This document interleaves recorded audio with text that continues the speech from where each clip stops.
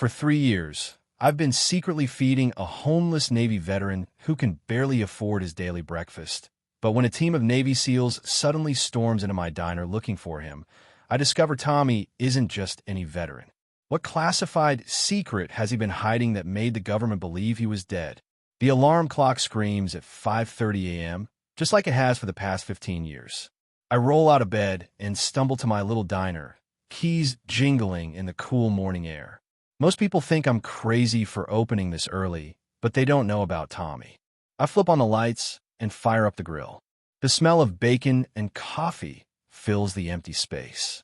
My diner isn't much to look at: cracked red vinyl seats, a counter that's seen better days, and windows that need a good cleaning. But it's mine, and it's home. At exactly 6:45 a.m., I start cracking eggs. 2 over easy, hash browns extra crispy, wheat toast lightly buttered. Tommy's order never changes. Neither does his timing. The front door bell chimes at 7 a.m. sharp. Tommy shuffles in wearing the same torn green jacket he's worn every single day for 3 years. His beard is gray and wild, his boots have holes, and his eyes hold secrets I've never asked about. "Morning, Tommy," I call out, already sliding his plate across the counter. He sits on the same stool, third from the left, and pulls out a small pile of crumpled bills and coins. His hands shake as he counts them. 43 cents. Yesterday, it was 57 cents. The day before, maybe $1.15. Never enough for a full meal. "That'll be on the house today," I say, pretending to be busy wiping down the already clean counter. Tommy's eyes get watery, like they do every morning. "I can't keep taking your food for free." "You're not taking anything. I'm giving it." I pour him coffee in a chipped blue mug. "Besides, you keep me company. That's worth something." He nods and takes a bite. I watch him eat slowly, like he's trying to make it last forever. Maybe he is. I don't know when his next meal will be. Other customers start trickling in around 7:30.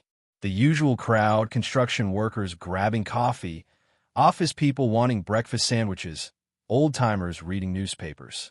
They all know Tommy by now. Some nod hello, others pretend not to see him. I make sure everyone treats him with respect in my place. Mrs. Henderson, who runs the flower shop next door, waves at Tommy through the window. She's been leaving day-old flowers on the counter for him to take. Small kindnesses that make a big difference. Tommy finishes his eggs and takes a long sip of coffee. "You ever wonder why some people end up where they do?" he asks me. It's the most personal thing he's ever said. Usually we talk about the weather or the baseball scores or which celebrity got in trouble this week. Safe topics that don't dig too deep. "I think everyone's got their story," I tell him. Good and bad mixed together. He stares into his coffee cup like he's reading tea leaves. Some stories are harder to tell than others. I want to ask what he means, but something in his voice warns me off. Tommy has walls built high for good reasons. I'm not going to be the one to tear them down. Around 8:15, the morning rush dies down. Tommy usually leaves by now, but today he sits perfectly still, staring out the front window. His whole body is tense, like a cat ready to run. "Everything okay?" I ask. He doesn't answer right away. His eyes are fixed on something across the street. I follow his gaze, but only see the usual morning traffic and people walking to work. "Tommy." Finally, he turns to look at me. For the first time in 3 years, I see real fear in his eyes. Not the everyday fear of being hungry or cold or alone. This is different. This is the kind of fear that comes from running from something that's finally caught up. "I need to tell you something," he says, his voice barely above a whisper, "about why I really ended up on the streets." My heart starts beating faster. After all this time, he's finally ready to open up. But something about the way he's looking around the diner, checking exits and windows, makes me nervous. "You can tell me anything, Tommy." He opens his mouth to speak, then freezes. His face goes completely white. I've never seen anyone look so scared. "They found me," he whispers. I spin around to see what Tommy's looking at. 3 men in dark clothes are walking straight toward my diner. They move like soldiers, back straight, eyes alert, taking in everything around them. Even from a distance, I can tell these aren't regular customers. "Tommy, who are they?" I ask, but he's already sliding off his stool. "I have to go," he says, backing toward the kitchen. "Right now?" The men are closer now. I can see military patches on their jackets, and something that looks like weapons strapped to their sides. My mouth goes dry. Tommy, wait. I grab his arm. You can't just run every time something scares you. You don't understand, he says, trying to pull away. I did something a long time ago. Something I can never take back. The bell above my door chimes. The three men walk in like they own the place. The other customers look up from their newspapers and breakfast plates. The whole diner goes quiet. These men are clearly military, but not regular army like Tommy's old jacket suggests. Their gear is different. Fancier. More serious. One of them has Garcia written on his name patch. Good morning, Garcia says to me, but his eyes are scanning the room.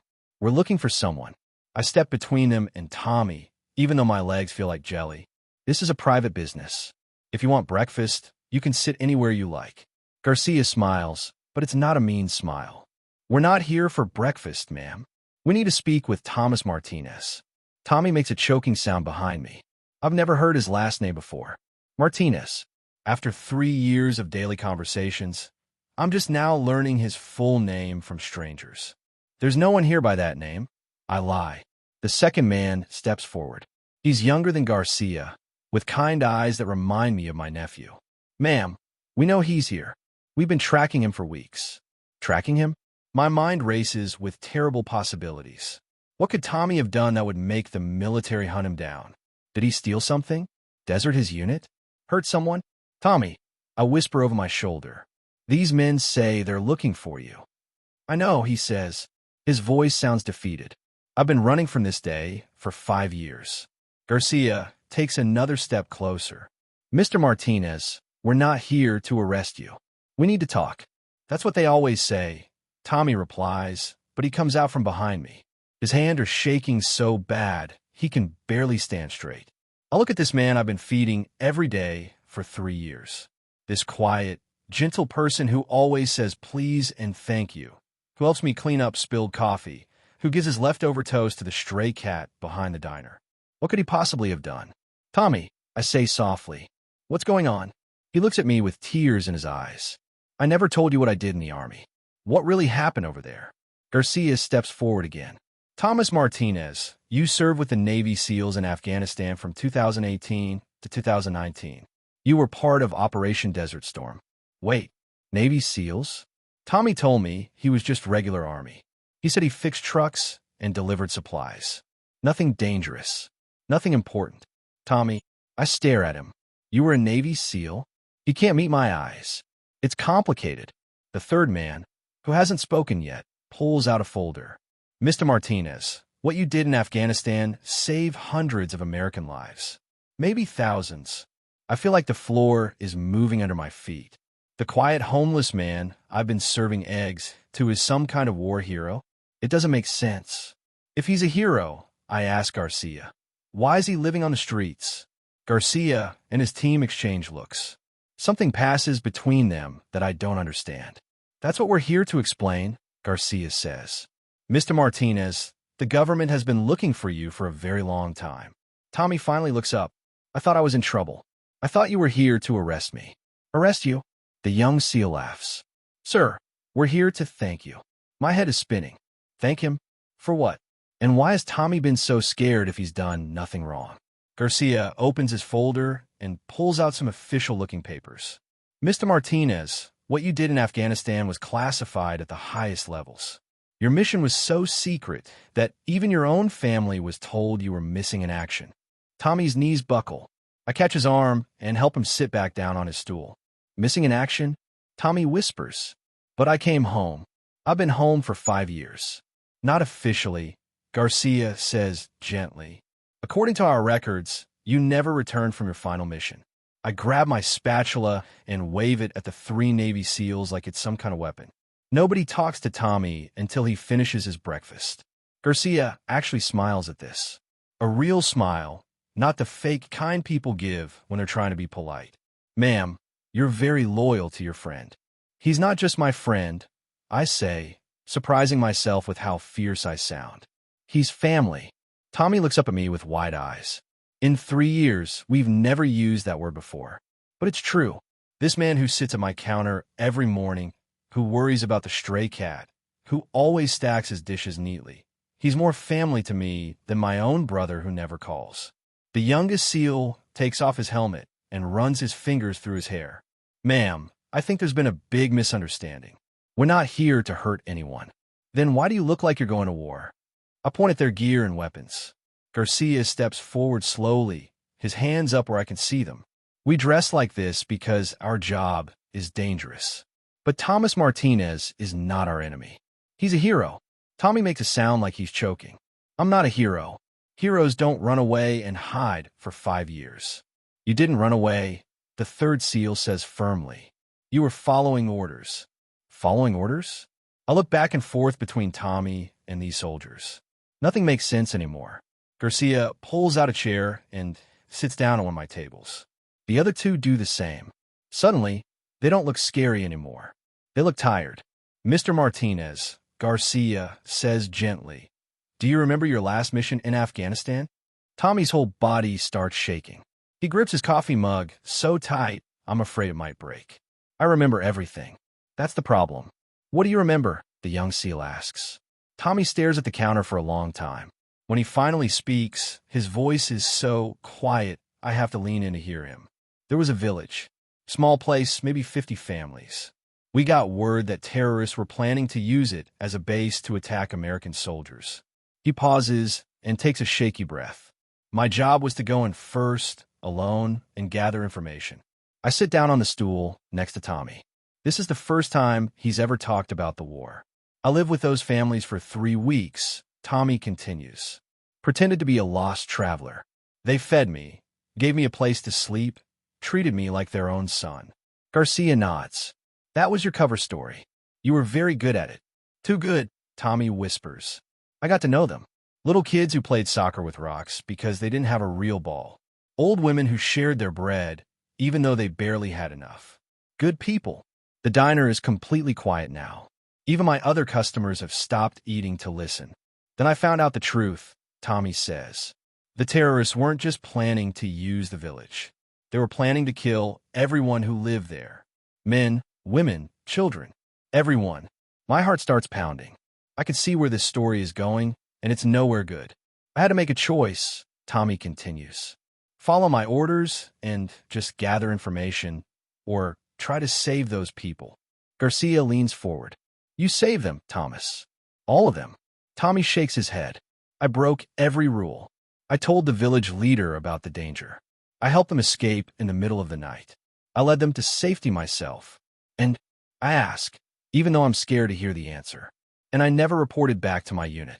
I stayed with those families for 2 more weeks, making sure they were safe. By the time I tried to contact my team, they thought I was dead. The young SEAL speaks up. The mission was classified. When you didn't check in, the military had to assume you were captured or killed. They couldn't send a rescue team without risking the whole operation. Tommy looks up at Garcia. So, I was listed as missing in action? Worse than that, Garcia says quietly. You were listed as killed in action. Your family was told you died serving your country. The coffee mug slips from Tommy's hands and crashes to the floor. Hot coffee spreads everywhere, but nobody moves to clean it up. My family thinks I'm dead. Tommy whispers. Your sister Maria held a funeral for you. The third SEAL says gently. She still visits your grave every month. Tommy starts crying. Real tears, the kind that come from deep inside and hurt to watch. I put my arm around his shoulders. Why didn't you come home? I ask. Why didn't you tell them you were alive? Tommy wipes his eyes with his sleeve. Because I thought I was in trouble. I thought I had abandoned my mission and my team. I thought they would court-martial me for disobeying orders. Garcia stands up and walks over to us. Thomas, you didn't abandon anything. You saved 47 innocent people. The information you gathered about the terror cell led to the biggest intelligence breakthrough of the entire war. What do you mean? Tommy asks. The village leader you trusted? He had family members in other cities.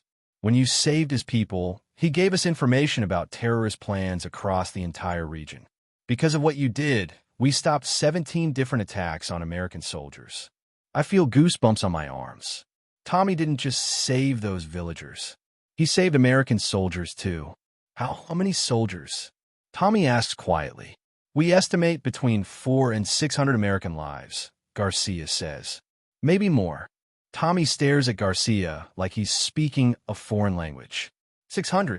You're not in trouble, Thomas. You never were. The government has been trying to find you so they can give you the medals you earned. Medals? I look at this gentleman who's been counting pennies for breakfast every morning. A war hero. Garcia reaches into his jacket and pulls out an envelope. This is from the President of the United States. Tommy's hands shake so bad he can't even hold the envelope. I take it from Garcia and set it on the counter between us. What's in there? Tommy asks, staring at it like it might explode.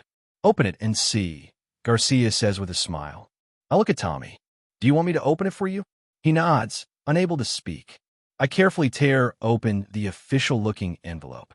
Inside are several pieces of paper with fancy letterheads and gold seals.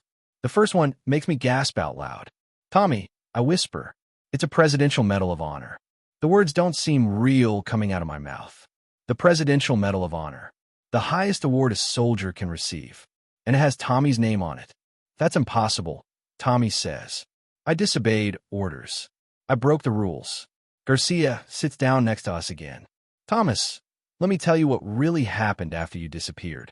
Tommy looks up, his eyes red from crying. When you didn't report back, your commanding officer was worried. He knew you weren't the type to abandon a mission.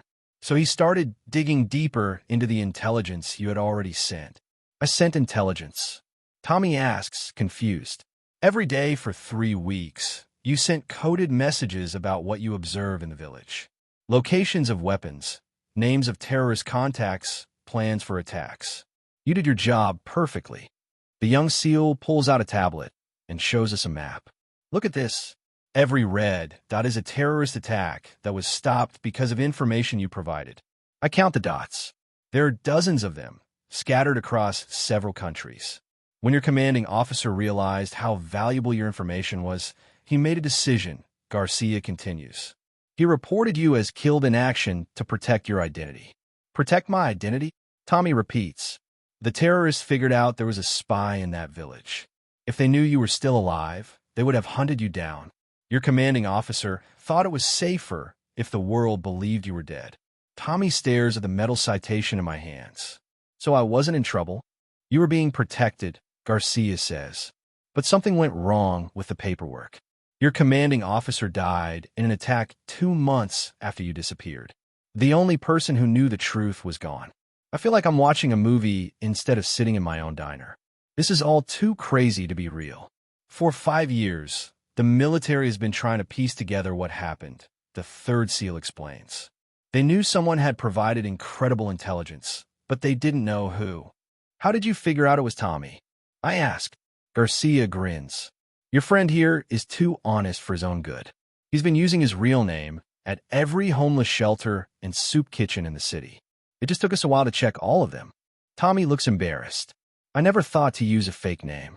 Good thing, the young SEAL says. Otherwise, we might never have found you. I look at the second piece of paper in the envelope. It's covered with numbers and official stamps. Tommy, what's this one? Garcia answers for him. That's 5 years of back pay, plus combat bonuses, plus interest. The number at the bottom makes me dizzy. It's more money than I've ever seen in my life. $847,000, I read out loud. Tommy slides off his stool and sits down hard on the floor. That can't be right. It's right, Garcia assures him. The government owes you a lot more than money, but it's a start. I help Tommy back up to his stool. He's staring at the papers like they're written in a language he doesn't understand. There's more, Garcia says gently. More? How could there possibly be more? Your sister Maria never believed you were really dead. She hired private investigators to look for you. She's been searching for 5 years. Tommy starts crying again. Maria, my little sister. She's not so little anymore, the young SEAL says with a smile. She's 32 now, married with 2 kids. But she never stopped looking for her big brother. She has kids? Tommy asks through his tears. A boy and a girl. She named the boy Thomas, after you. I have to sit down. This is too much emotion for one morning. Tommy has a nephew named after him, and he doesn't even know it. Where is she? Tommy asks. She's waiting at the naval base, Garcia says. She's been there since yesterday, hoping we would find you. Tommy looks at me with panic in his eyes. I can't see her like this. Look at me. I'm homeless. I smell. I haven't had a real haircut in years. Tommy, I say firmly, your sister has been looking for you for 5 years. You think she cares what you look like? Garcia stands up and checks his watch. We have a helicopter waiting to take you to the base. Your sister is very excited to see you. A helicopter? Tommy looks terrified again. It's okay, I tell him. I'll come with you. Garcia shakes his head. Ma'am, this is military business. Civilians aren't usually allowed. Then I guess Tommy isn't going anywhere, I say, crossing my arms. The 3 SEALs look at each other.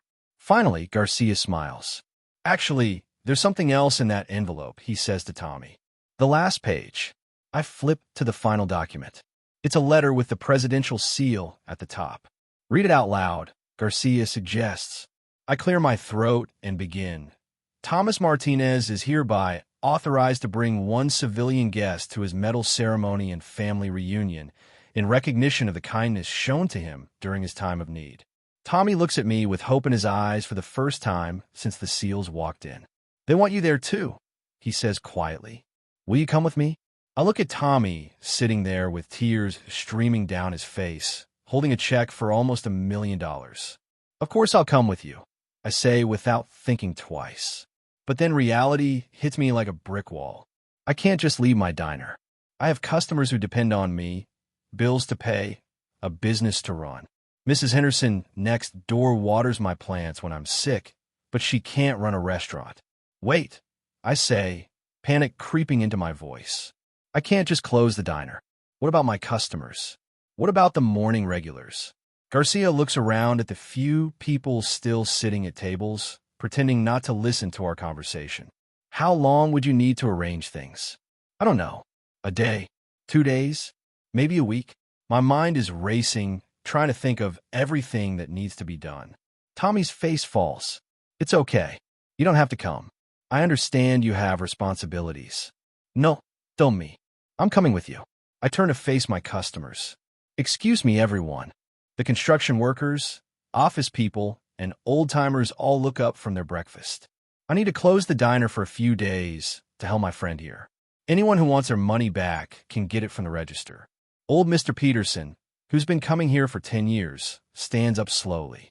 You've been feeding that boy for free every morning, haven't you? I feel my cheeks get hot. That's between Tommy and me. No, it's not, says Jenny, the nurse who stops by before her shift. We've all seen it. We've all watched you take care of him. Some of us have been leaving extra tips, adds Carlos, the construction foreman. We figured it was going toward his meals. I stare at my customers in shock. They knew. All this time, they knew I was giving Tommy free food, and they were helping pay for it. Mrs. Peterson pulls out her wallet. How much money does the boy need for clothes and a haircut before he sees his sister? No, Tommy says quickly. I have money now. I can pay for my own things. Honey, Mrs. Peterson says gently, you've been taking care of all of us with your kindness for years. Let us take care of you for once. Garcia watches this whole scene with a strange expression on his face. Ma'am, if you don't mind me asking, is this normal for your customers? This is a neighborhood diner, I explain. These people aren't just customers. They're neighbors. The young SEAL pulls Garcia aside and whispers something in his ear. Garcia nods and comes back to us. Change of plans, Garcia announces. We're not taking the helicopter. Tommy looks confused. Why not? Because my commanding officer just radioed. He wants to meet you first before you see your sister. There are some things about your mission that even we don't know. My stomach drops. What kind of things? The kind that are classified above our level. The 3rd SEAL says seriously. Tommy grabs my arm. What if they change their minds? What if they decide I did something wrong after all? They won't, Garcia says firmly. But there are procedures we have to follow. Rules about classified information. I don't like the sound of this. How long will these procedures take? Could be a few hours. Could be a few days. Tommy's face goes white again. His sister has been waiting for 5 years. Now she has to wait even longer. Garcia pulls out his phone. Let me make a call. While Garcia talks quietly in his phone, I put my arm around Tommy's shoulders. It's going to be okay. What if it's not? Tommy whispers. What if there's something about that mission that I don't remember? What if I did something terrible? Tommy Martinez, I say firmly, I've watched you every morning for 3 years. You're the kindest, most gentle person I know. You give your leftover toast to a stray cat. You help me clean up messes that aren't yours. You say please and thank you for free food. Whatever you did in that war, it was the right thing. Garcia closes his phone and walks back to us. Good news and bad news. Bad news first, Tommy says. You can't see your sister today. My commanding officer insists on a full debriefing first. Tommy's shoulders slump. What's the good news? I ask. Garcia grins. Your sister is coming here. Here. Tommy jumps up so fast he knocks over his coffee cup. To the diner? She'll be here in 6 hours. Military transport. I look around my little diner with fresh eyes. Cracked vinyl seats, worn counter, windows that need cleaning. This is where Tommy will see his sister for the first time in 5 years. 6 hours, I repeat. That's enough time. Enough time for what? Garcia asks. I'm already moving toward the kitchen, my mind making lists. Enough time to make this place perfect. Tommy follows me. You don't have to do anything special. Yes, I do. I start pulling ingredients out of the refrigerator. Your sister is going to walk into this diner and see the place that took care of her brother. It's going to be spotless. It's going to smell amazing. And there's going to be the best food she's ever tasted waiting for her. The young SEAL peers into the kitchen. Ma'am, do you need help? Can any of you cook? I'll make a mean grilled cheese, he offers. Perfect. You're hired. For the next hour, my diner becomes the busiest place in the neighborhood. Garcia and his team help clean while I cook. My regular customers refuse to leave, instead grabbing rags and window cleaner. Tommy sits at the counter, watching all of us work. I don't deserve this, he says quietly. Stop saying that. Mrs. Peterson scolds him while scrubbing a table. Good people deserve good things. It's that simple. Around noon, I send Tommy next door to Mrs. Henderson's flower shop. Tell her you need a new outfit, a haircut, and a shave. Tell her it's on me. I can pay for my own clothes now. Tommy protests, waving the government check. Save your money, I tell him. You'll need it for your new life. While Tommy is gone, Garcia sits at the counter drinking coffee. You know, in 12 years of military service, I've never seen anything like this. Like what? A whole community coming together for one person. I flip pancakes on the grill, preparing for the afternoon crowd. Tommy's special. So are you, Garcia says. What you've done for him, feeding him every day, never asking for anything in return. That takes a special kind of person. I just did what felt right. Garcia nods. That's exactly what Tommy said about saving those villagers. 2 hours later, Tommy walks back into the diner, and I barely recognize him. Clean-shaven, haircut, new clothes that actually fit. He looks 10 years younger. Tommy, I stare at him in amazement. He smiles shyly. Mrs. Henderson went a little crazy with the shopping. You look handsome, I tell him, and I mean it. Garcia checks his watch. Your sister's transport just landed. She'll be here in 30 minutes. Tommy starts pacing back and forth. What if she doesn't recognize me? What if she's angry that I let her think I was dead? Tommy, I say gently, she's your sister. She loves you, but I abandoned her. I let her grieve for me. You didn't abandon anyone. You were protecting her. Garcia's phone buzzes. He looks at the message and frowns. What is it? I ask. There's been a complication. My blood turns to ice when I see Garcia's expression. What kind of complication? Garcia looks at Tommy, then at me, then back at his phone. My commanding officer wants to speak with Thomas privately before his sister arrives. What? Tommy asks, his voice shaky. I don't know. He just said it's urgent. Tommy starts backing toward the kitchen again. Something's wrong. They found out I did something bad. No, I say firmly, grabbing his arm. We're not doing this again. You're not running. Garcia puts his phone away. Thomas, I promise you, this isn't about punishment. My commanding officer has been working on your case, personally, for 2 years. He has information that might help you understand what really happened. What if I don't want to understand? Tommy asks, what if I just want to see my sister?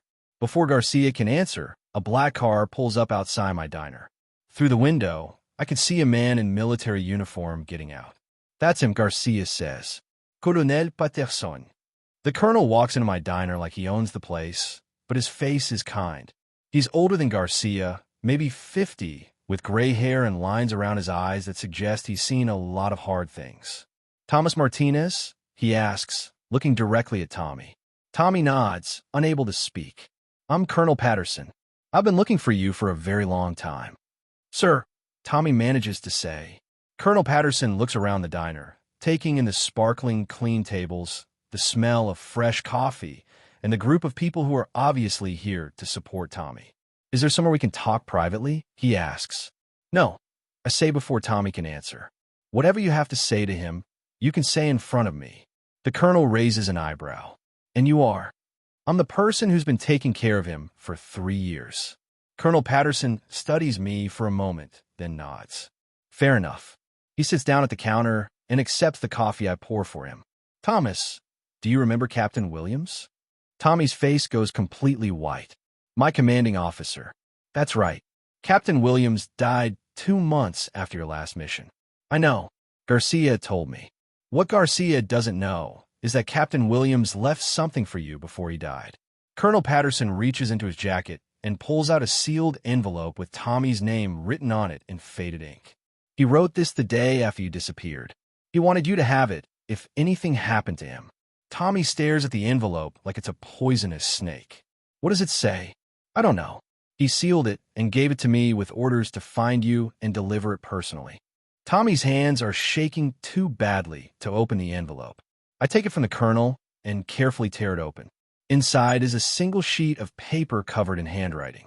I start reading it silently, and my eyes immediately fill with tears. What does it say? Tommy asks desperately. I clear my throat and begin reading out loud. Thomas, if you're reading this, it means I'm gone and you're finally safe enough to learn the truth. What you did in Afghanistan wasn't just brave, it was impossible. No one else could have done it. Tommy is crying before I finish the first paragraph. I continue. The village you saved wasn't just any village. It was the home of the most important intelligence asset we had in the entire region.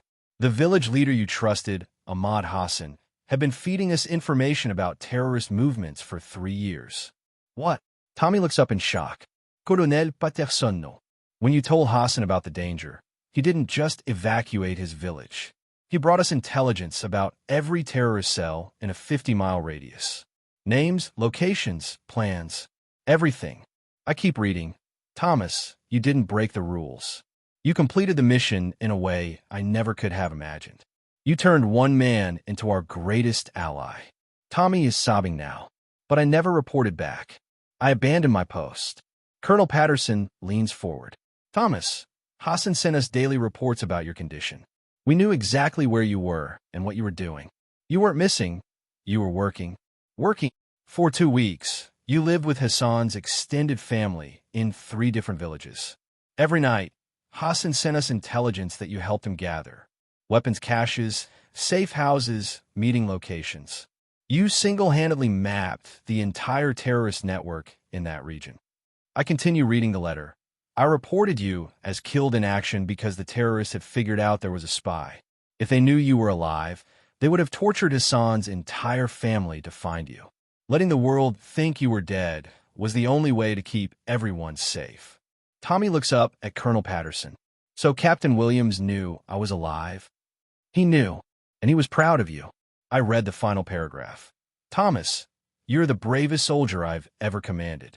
You saved 47 innocent people, protected our most valuable intelligence source, and helped us destroy a terrorist network that was planning attacks on American soil. I'm sorry I can't tell you this in person, but I want you to know that everything you did was right. Tommy slides off his stool and sits on the floor, overwhelmed. Colonel Patterson kneels down next to him. Thomas, there's more. Hassan and his family made it to America. They were granted asylum based on their service to our country. Hassan has been asking about you for 5 years. He's here, in America. He lives in Chicago now. He owns a restaurant. Colonel Patterson smiles. He wants to cook for you, just like you cook for his family. Tommy looks up at me through his tears. All this time, I thought I was a coward. You were never a coward. I tell him. You were a hero who forgot he was a hero. Colonel Patterson checks his watch. Thomas, your sister will be here in 10 minutes. But first, there's someone else who wants to see you. He walks to the diner door and signals to someone outside. A man in civilian clothes walks in, followed by a woman and 2 small children. Tommy gasps. Hassan. The man breaks into a huge smile. My friend Thomas, I knew you were alive. The 2 men embrace like brothers, both crying. Hassan's wife approaches shyly, holding her children's hands. This is Amira, my wife, Hassan says. And these are our children, Layla and Samir. The little boy, maybe 6 years old, looks up at Tommy with wide eyes. Are you the soldier who saved Papa? Tommy kneels down to the boy's level. Your papa saved me too. Hassan wipes his eyes. Thomas, my family talks about you every day. You are part of our family forever. Colonel Patterson puts his hand on Tommy's shoulder. One more surprise. Another car pulls up outside. This one I recognize. It's the same type that brought the colonel. Your sister is here, Colonel Patterson says gently. Through the window, I see a woman getting out of the car. Even from a distance, I can see she has Tommy's eyes. Tommy stands up slowly, smoothing down his new shirt. How do I look? Like a hero, I tell him.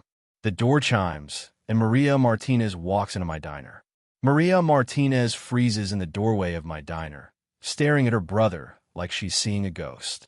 4 or 5 heartbeats, nobody moves or breathes. Then she screams. Not a scared scream, a joyful, disbelieving, heartbreaking scream that makes everyone in the diner start crying. She runs across the room and throws herself into Tommy's arms so hard they both almost fall over. Tommy, Tommy, Tommy, she sobs into his shoulder. I knew you weren't dead. I knew it. Tommy holds his sister like she might disappear if he lets go. Maria, I'm so sorry. I'm so sorry I let you think I was gone. I don't care, she cries. I don't care about anything except you're here. I watch these 2 people hold each other and cry, and I realize I'm crying too. So is Hassan. So are his kids. Even Colonel Patterson is wiping his eyes. After what feels like forever, Maria pulls back to look at Tommy's face.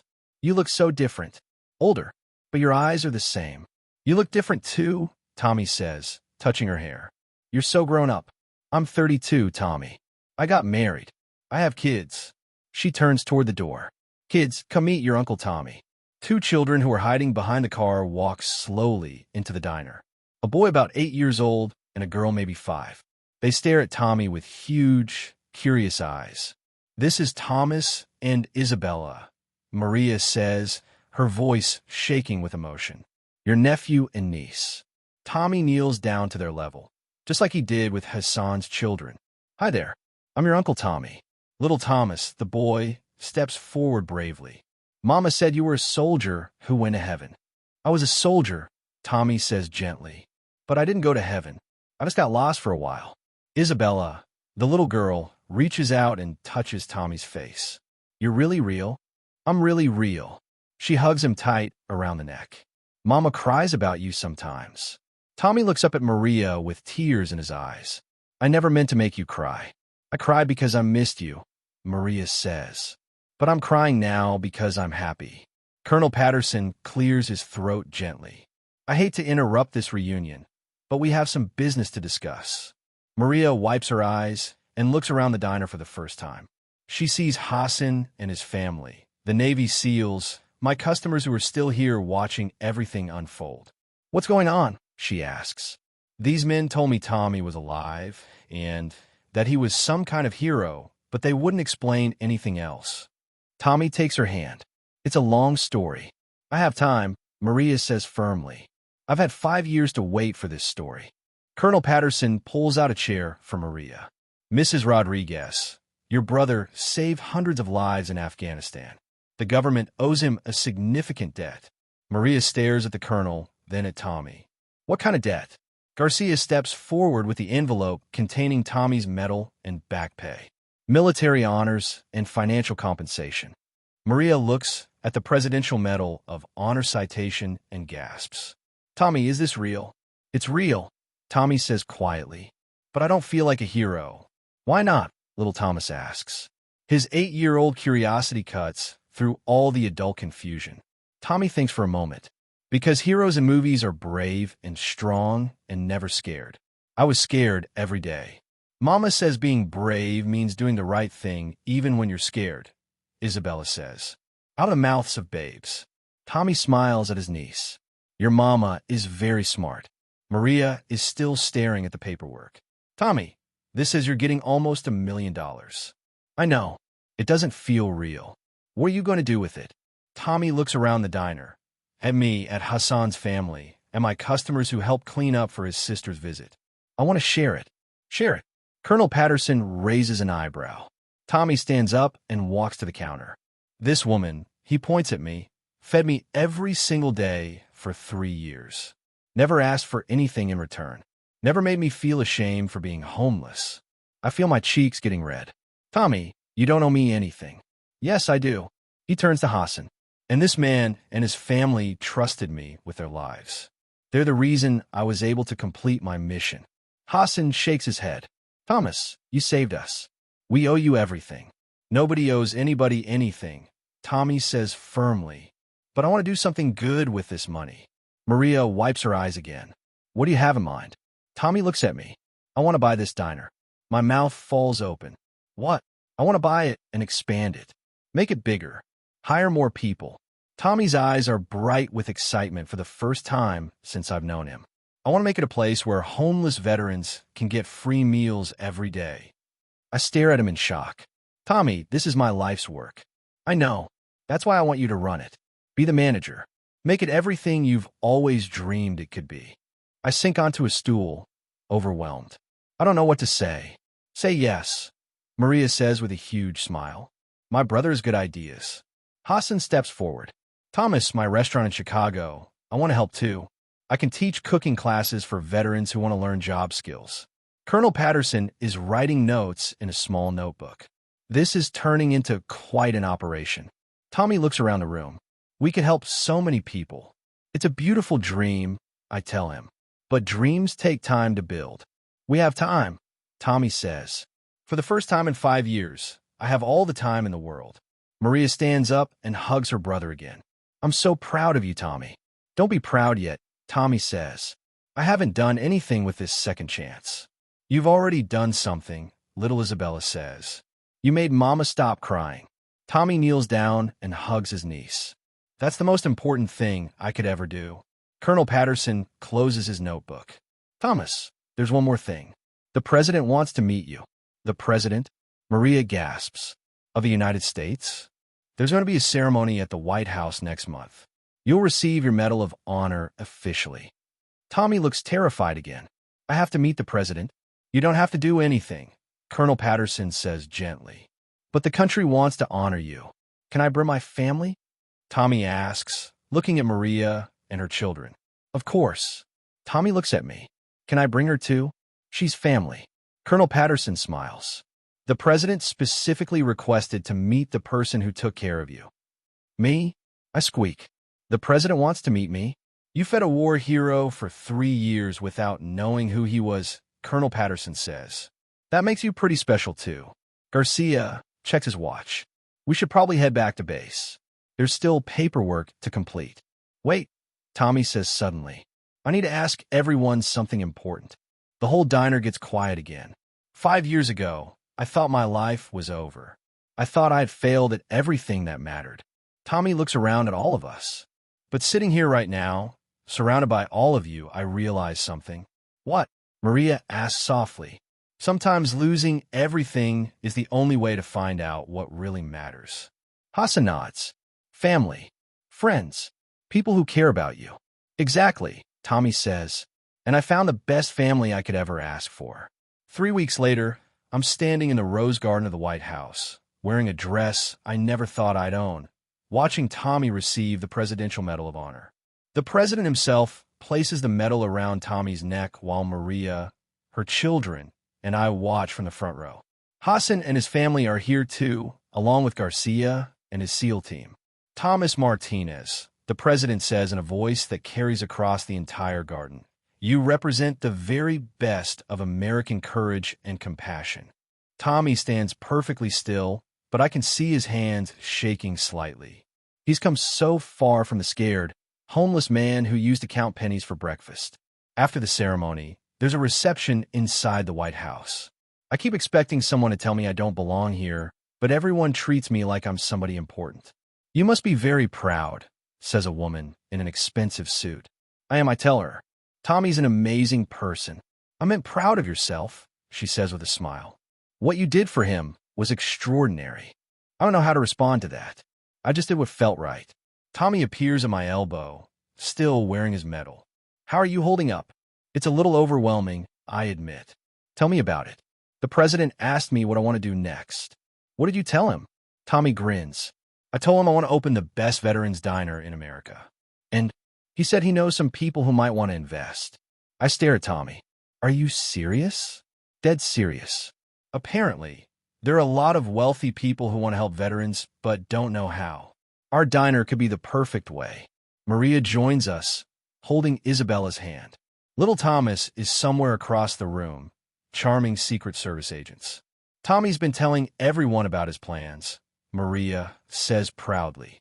"Half the people here want to help." "It's incredible," Tommy says, his eyes bright with excitement. "We could have diners in 10 cities, 20 cities. We could help thousands of veterans."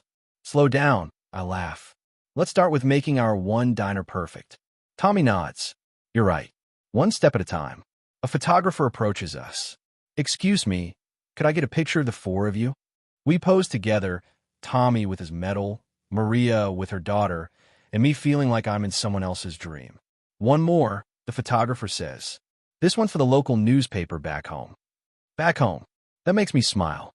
Our little neighborhood, our little diner is going to be famous. After the reception, we all fly back together on a military transport plane. Tommy sits next to me, staring out the window at the clouds. "Penny for your thoughts," I say. "I keep thinking about that morning 3 weeks ago," he says quietly. "When I was sitting in the diner, scared and alone, thinking my life was over. And now I feel like it's just beginning." Hassan, who's sitting across from us, leans forward. "Thomas, do you remember what you told me in Afghanistan? When we were hiding from the terrorists?" Tommy shakes his head. "I said a lot of things that week. You said that sometimes the worst things that happen to us lead to the best things." Tommy thinks about this. "I said that." "You did, and you were right." When we land back home, there's a small crowd waiting at the airport. My regular customers, Mrs. Henderson from the flower shop, even some people I don't recognize. They're holding a banner that says, "Welcome home, Hero Tommy." Tommy stops walking when he sees them. "I can't believe they did this." "Believe it," I tell him. "You're home now. Really home." Old Mr. Peterson steps forward with a microphone someone brought. "Tommy, we just want you to know that you've always been our hero. Long before we knew about the medal or the money or any of that. You've been our hero because of who you are." Tommy wipes his eyes. "Thank you. All of you." Now, Mrs. Peterson calls out, "Who wants to see what we've done to the diner?" We all pile into cars and drive to the diner. When we pull up, I gasp. The outside has been completely repainted. There's a new sign that says Tommy's Place, a diner for heroes. The windows sparkle, and there are flower boxes full of bright blooms. "How did you do all this in 3 weeks?" I ask Mrs. Henderson. She grins. "Honey, when this neighborhood decides to do something, we don't mess around." Inside, the diner has been expanded into the empty space next door. There are twice as many tables, a bigger kitchen, and a wall covered with photos of local veterans. Tommy walks around slowly, touching the new counters, the fresh paint, the updated equipment. "This is incredible," he whispers. Garcia, who flew back with us, looks around approvingly. "This is going to help a lot of people." "When do we open?" I ask.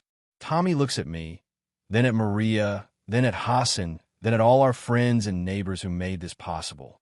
"Tomorrow morning," he says with a huge smile. 7 a.m. sharp. "What's the first item on the menu going to be?" little Thomas asks. Tommy kneels down to his nephew's level. 2 eggs over easy, hash browns extra crispy, wheat toast lightly buttered. "That's your breakfast." Isabella claps her hands. "That's right," Tommy says. "And from now on, any veteran who wants it can have the same thing. On the house." I look around at this place that's been my life for 15 years, now transformed into something bigger and better than I ever imagined. Tommy, I say, I think this is going to be the start of something beautiful. He puts his arm around my shoulders. It already is. The next morning at 6:45 a.m., I unlock the door to Tommy's place for the first time. Tommy is right behind me, wearing a new apron that says head chef and hero. At exactly 7 a.m., our first customer walks in. He's young, maybe 25, wearing an army jacket that's seen better days. He counts coins in his palm, just like Tommy used to do. Tommy walks up to him with a huge smile. "Good morning, soldier. What can I get you?" "I don't have much money," the young man says quietly. "That's okay," Tommy tells him. The first breakfast is always free for veterans. And the second one. And the third one, too, if you need it. The young veteran looks up in surprise. Really? I'm Tommy Martinez. I used to sit right where you're sitting." As I watch Tommy pour coffee for a first customer, I realize that some stories don't really end. They just turn into new beginnings. And this is the best beginning I've ever been part of.